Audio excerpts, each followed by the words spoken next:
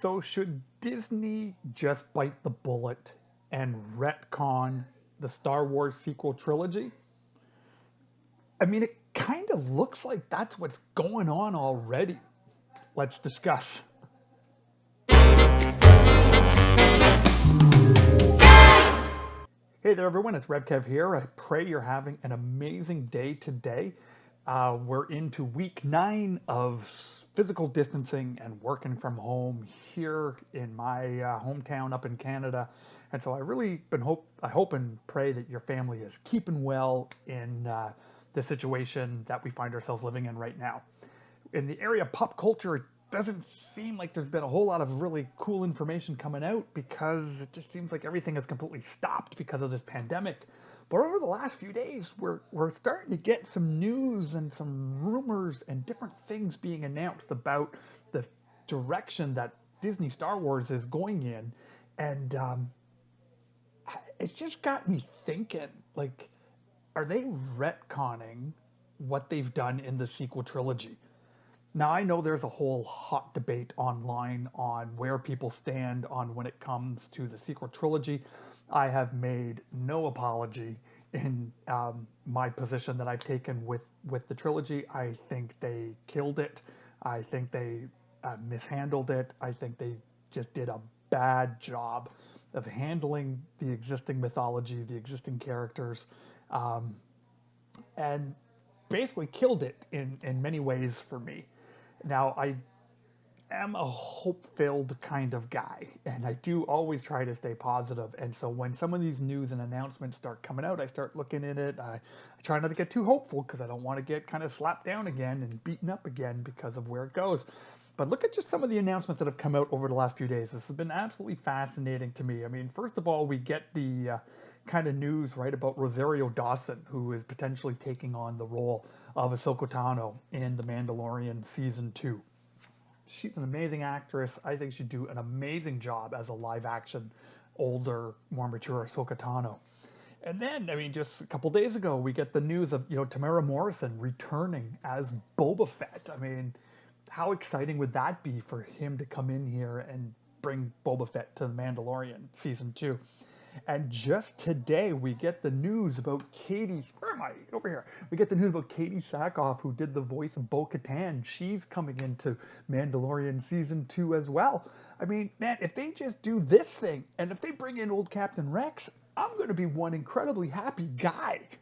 And now we're seeing announcements about Hayden Christensen coming back as Anakin Skywalker in the Disney Plus Obi-Wan Kenobi series. And again, even today, news now starting to come out about Natalie Portman returning to Star Wars as Amidala. Like, this is crazy in an era where it was like, forget the past, create a new direction.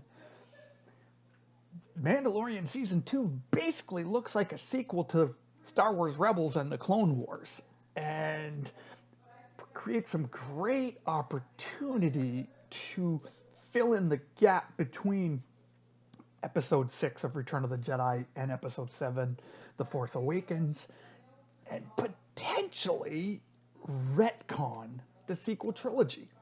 I mean, let's just very quickly look at where Return of the Jedi left us. When Return of the Jedi finished, we had our heroes sitting around the campfire and the whole future ahead of them. Luke Skywalker is going to have to rebuild the Jedi Order. Princess Leia is going to have to rebuild the Republic.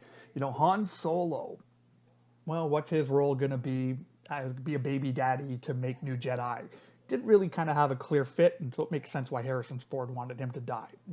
Lando Calrissian becoming a general in kind of the new army of the Republic. So a clear vision of where these characters needed to go in rebuilding the galaxy.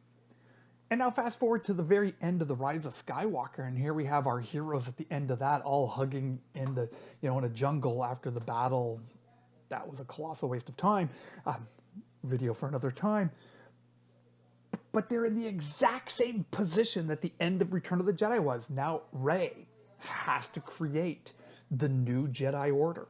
You have Poe Dameron having to create a new Republic.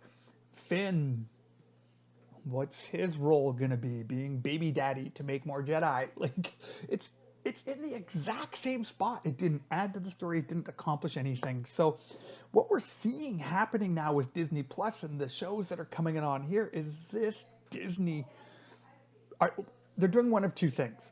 They're either just playing the emotional kind of nostalgia card and trying to get the fans back, or they're rewriting and they're retweaking and they're about to do something in a whole different direction.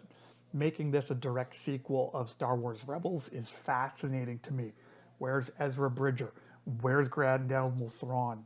What about Ahsoka Tano and the access that she had into kind of, you know, the realm outside of time where they could get to different time points that was introduced in Star Wars Rebels? Huge, exciting opportunities here to retcon the Disney sequel trilogy. Personally, I would welcome it. And I get it. People like that trilogy. God bless you. I started to at the beginning too. Loved Rey, loved Finn, loved Poe in the first movie, loved Snoke, was excited about where it was going. Last Jedi ruined it. And The Rise of Skywalker was a nail in the coffin for me with that trilogy. They just missed it completely. And are we seeing a retcon in motion happening? So I'm going to be talking a little bit more about that in the channel here, and I would love to get you to participate as well. Please put your comments in the comment section below, and we're going to be continuing this conversation as we're seeing more and more news coming out about the direction of Star Wars. Are we going to see a radical change in the story of the Skywalker saga through this medium?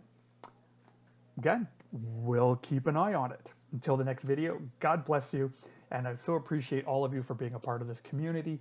Until the next video, God bless, and we'll talk to you soon.